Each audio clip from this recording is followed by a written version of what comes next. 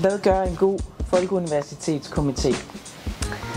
Det har vi kigget rigtig meget på her i Folkeuniversitetets komitéstyrelse og arbejdet med for at give vores komitéer, det vil sige jer, en masse service i den forbindelse. Det handler blandt andet om struktur og have nogle gode strukturelle systemer bag komitéen, men det handler også om det mellemmenneskelige.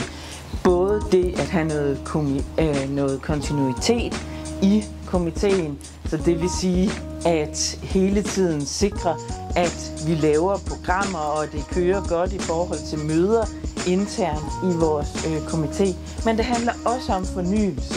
Det at kunne indoptage og rekruttere, onboarde og motivere nye komitémedlemmer.